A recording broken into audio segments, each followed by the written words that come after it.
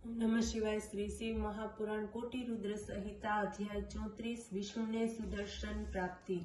ऋषि कहवा लाग्या, हे महाभाग्यवान सुतजी, हवे आप अमने हरीश्वर नामना ज्योतिर्लिंग पूजन द्वारा ज विष्णुए सुदर्शननी प्राप्ति करी हती। आ आख्यान अमे सांभळवानी इच्छा राखीए छीए।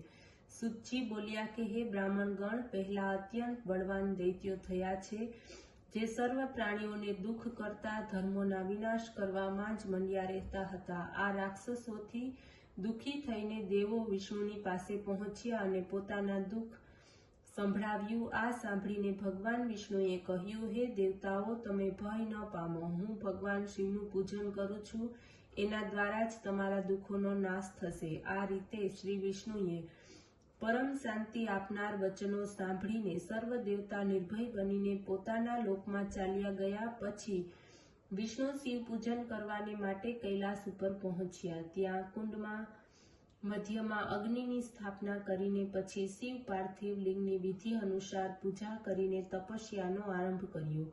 भगवान विष्णु पोतानो दृढ़ संकल्प करीने बेठा हता के हूँ भगवान शंकरने प्रसन्न करीने ज मारी तपस्या पूरी करीश। एक पण वार हूँ अहींथी हटीश नहीं। आ रीते कठोर तपस्या करता विष्णुने घणो समय पसार थई गयो, परंतु शिवजी प्रसन्न न थया। त्यारे हरि शिव सहस्त्र नामना पाठनो एक मंत्र बोलीने एक एक कमळ पुष्प चढ़ाववा लाग्या। त्यारे एक वार विष्णुनी भक्तिनी परीक्षा लेवाने माटे पूजा निमित्ते हजारनी संख्यामां लावेला कमळोमांथी एक कमळ सदाशिवे आम तेम करी दीधुं।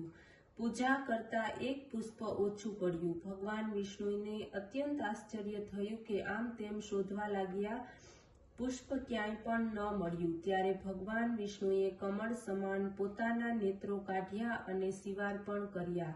त्यां तो भगवान शंकर अत्यंत संतुष्ट थईने प्रसन्न थया अने बोल्या, हे विष्णु, तमारी आ भक्ति द्वारा हूँ अत्यंत प्रसन्न थयो छुं। तमे इच्छित वरदान मागो। विष्णु बोल्या, हे स्वामी, आ समये दैत्योनो उपद्रव मचाव्यो छे, एनो वध करवाने माटे मारा पासेनुं अस्त्र सामर्थ्य धरावतुं नथी। हूँ आपना शरणे आव्यो छुं। त्यारे भगवान शंकरे विष्णुने अत्यंत चमकतुं प्रकाशित सुदर्शन चक्र आप्युं। ए दिव्य अस्त्रथी विष्णुए राक्षसोनो नाश कर्यो अने जगतनुं दुख दूर कर्युं। ओम नमः शिवाय।